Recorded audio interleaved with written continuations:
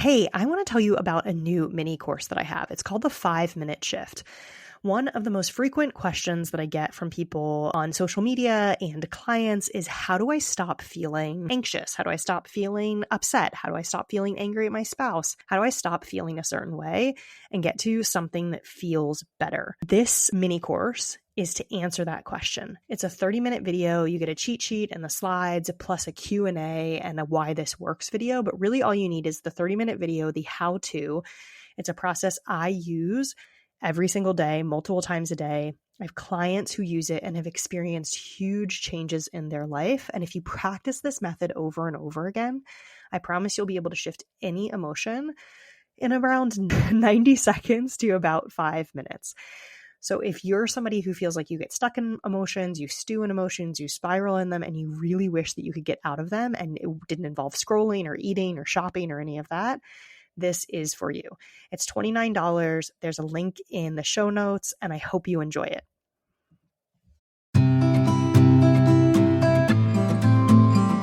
Welcome to Millennial Midlife, the podcast for high-achieving millennial women who've checked all of the boxes, career, family, success, or whatever your boxes are, but still feel burned out, overwhelmed, and wondering, is this all there is? I'm Cecelia, and I help high-achieving women finally feel calm, happy, and at peace by working with their brain and nervous system, not against it, so that they can start feeling like themselves again. If you're done with people-pleasing, perfectionism, and pushing through, and ready for a new way of being, one that feels grounded, calm, and aligned, you're in the right place. Let's shift from burnout to alignment, from doing it all to doing what matters, and feel good while doing it. Hey, and welcome back to Millennial Midlife. Today we're talking about something I wish I had learned a decade earlier in my life. So about 2 decades ago would have been really helpful, maybe in college. A life course would have been pretty nice.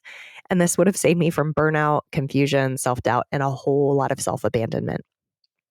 It was the belief that there were essentially 2 ways to approach it. This is about goals, but really like life, right? I either need to hustle, force, and push. I really need to be pushing. If I'm not pushing and forcing myself and hustling, I'm not showing up. Or I just need to check out, right? So I could shut down, I could freeze, I could avoid it. But really it's like I'm either in hustle mode and shaming myself and doing a lot of pushing and willpower, or I'm just totally checked out and I'm not showing up at all. And when those binaries are the only 2 options on the menu, of course things don't sound good, right? Like, I don't want to hustle anymore. That doesn't sound fun. But I also don't want to totally check out from my life and my goals. I want something in between. Those 2 things don't feel sustainable. They don't feel fun to most of us, right? If you're very burnt out, lying down on the couch and watching comfort TV and eating yummy food sounds good. And it sounds good. I've done this, right? I took a month after I quit being a geologist where I slept a lot. Like pretty much all I did was get up, do yoga. Somebody else was making my food and I ate food and went back to sleep and napped and read like very easy books. So it felt really great. But after that month, I was done checking out. I wanted to check back in, but I didn't want to go back to hustle. And that kind of felt like the only option. If this is where you are, you're not the problem, right? There's this third way. And today I want to show you what it feels like to be in this third path, to be in this kind of like middle road, and what it opens up in your life, and why for so many people that I work with, when they start to figure out how to do this, it can feel relieving. It can feel like a homecoming. It can feel like, oh, this is how I could do life. You, if you're like most human beings, have probably lived both sides of this, right? You've lived the hustle path. The hustle path is the one that's sold to us. And like, maybe not sorry, but to demonize the like hustle bro culture. But this whole like, I don't even remember what the numbers are, but I saw this thing recently where it's like, you're supposed to work like 6 days a week for like 9 hours a day, 699, I don't know, something like that. And if you do that, then you'll like get ahead, right? That's the only way to get ahead, is working 6 days a week for a lot of hours each day. And anyway, this would make more sense if I actually knew those numbers, but I don't. I decided not to listen to them or internalize them. When you're pushing, forcing, grinding, optimizing, your nervous system is in a constant state of activation. your body is giving you signals. So you often have like digestive issues. You are either gaining or losing weight. You can feel tired. You feel irritable. A lot of times you have like that kind of revenge procrastination that you keep overriding. This hustle culture is so ingrained in our society and so ingrained in this whole uh, you need to be delivering all the time. Your worth is related to what you're doing. You need to be hustling. You need to be grinding. That's the only way to get ahead and do well.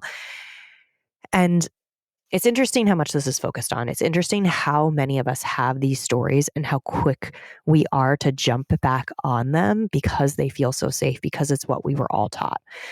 And just as like a quick aside, I think it's really interesting how much we're coming into the new year, right? And so we're in the new year, and people focus on health, but they primarily focus on the food and exercise component of health when we're really missing this other big thing that I just kind of was thinking about as I was talking through this.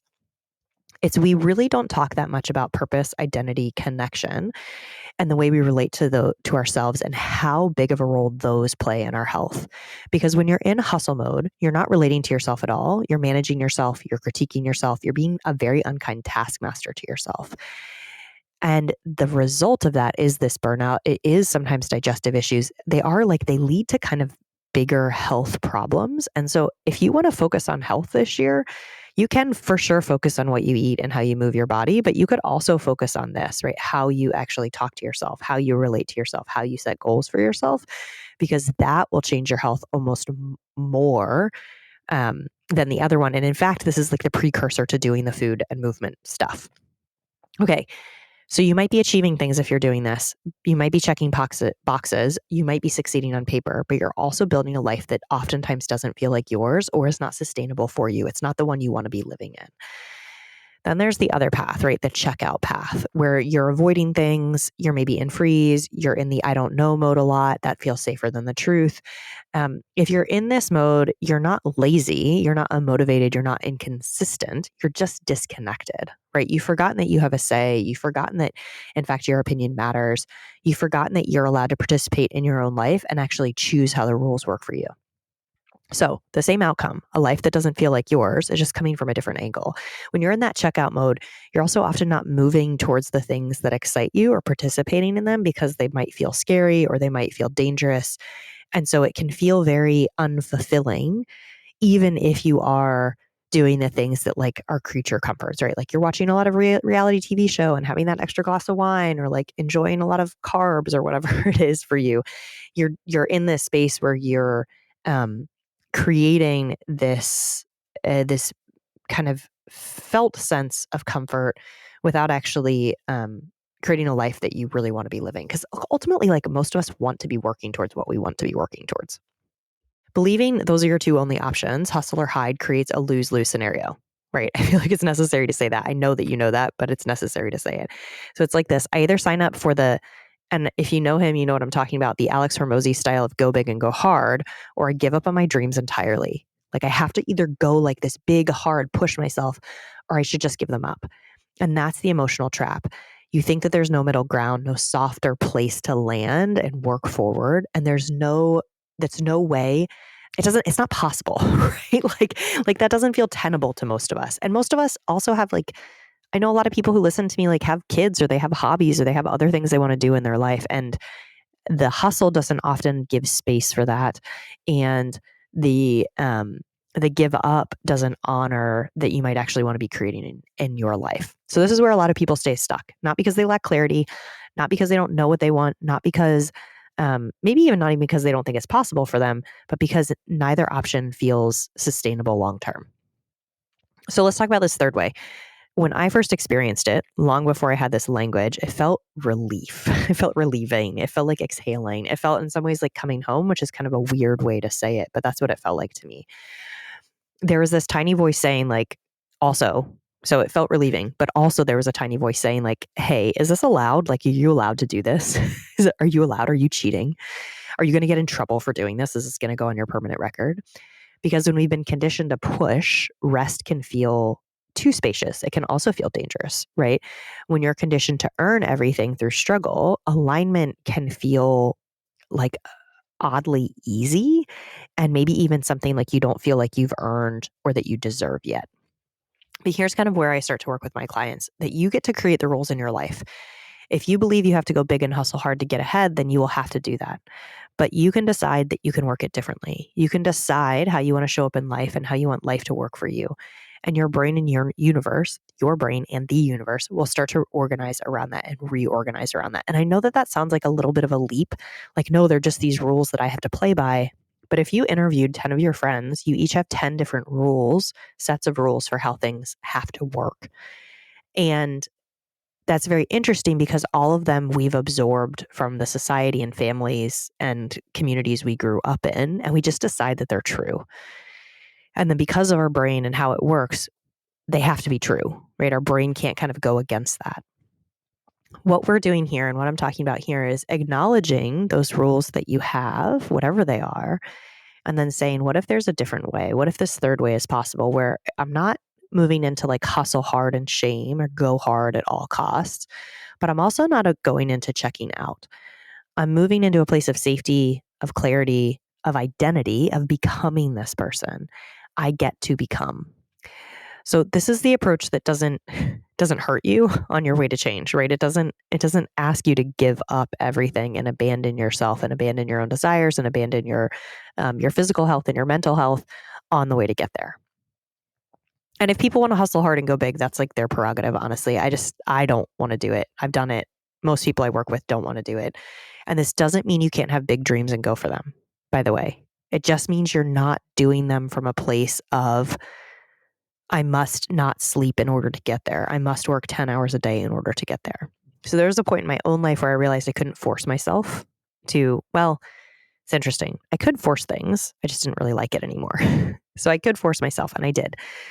And sometimes I succeeded, but the success didn't quite feel like mine.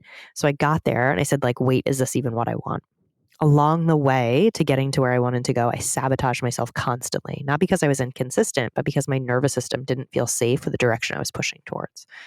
So safety in this context is a regulated nervous system. So when I use safety, that's kind of what the proxy that I'm doing. So you're not numbed out, you're not sleepy, but it's like that warm, open, like grounded feeling. So sometimes you can feel like this after like a good talk with a friend or a hug, or maybe like you've done something that really feels rejuvenating to you.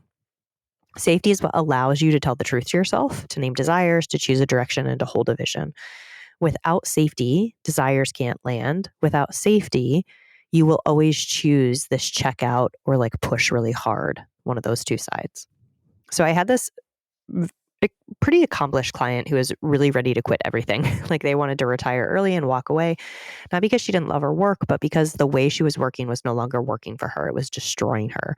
She had been hustling for decades, first in a career that she didn't really like, and then in careers that she did like. But the story never changed. It has to be hard. I have to push. I have to push. I have to push. And so she came to me as kind of this like last ditch effort. Like, can you help my brain? Can you save me? Because she had these stories, right? It has to be hard. I have to go hard. I need to be working hard all the time in order to deserve the money that I'm making too. So the moment everything changed was when she actually said to me, I want to like my work again. I want to like my life. And that was it. That was the truth. That was the desire that she had not even named to herself up to this point, right? Not named to anybody else.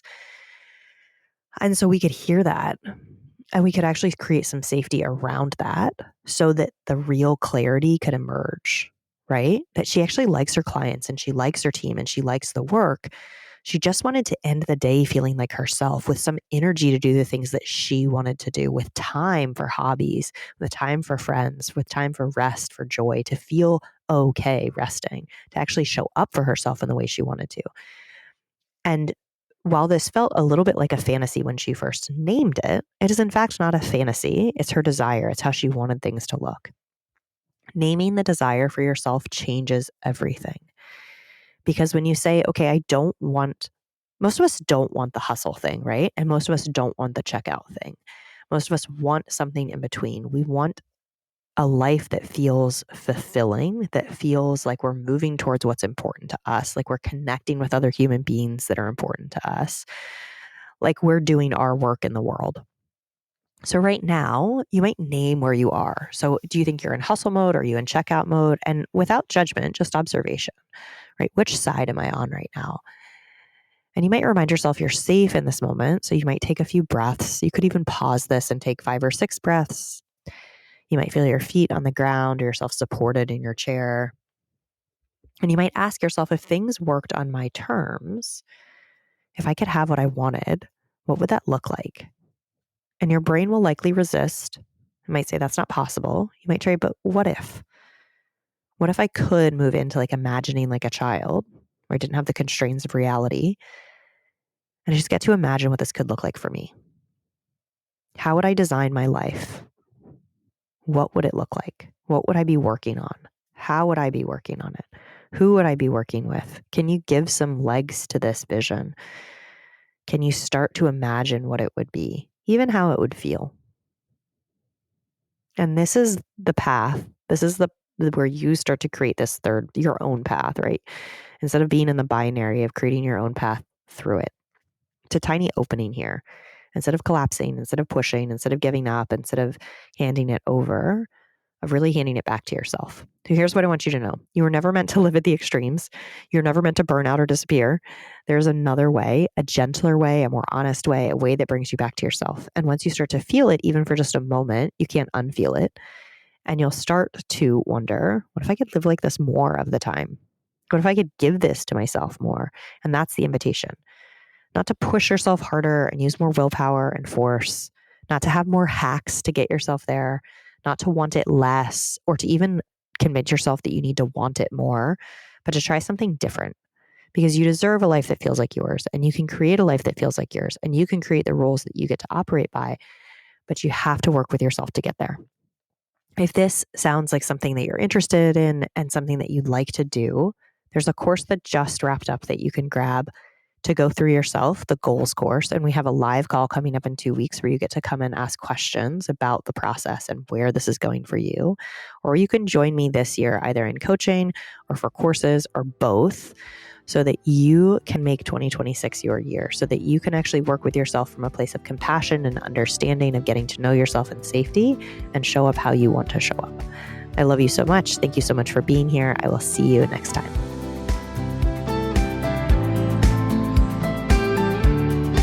If this episode resonated with you, chances are you're not the only one. We women have been following so many of the same invisible rules, and sometimes all it takes is hearing someone else say it out loud to feel less alone and feel like something else is possible. So if a friend, a sister, or a coworker came to mind while you were listening, would you share this episode with her? It's such a simple way to remind women in your life that they don't have to do midlife or even life alone. And if you'd like to help even more women find millennial midlife, leaving a quick review on Apple Podcasts or rating on Spotify makes a huge difference. It only takes a minute and it means the world to me. And of course, make sure you're subscribed so you never miss an episode. We're just getting started.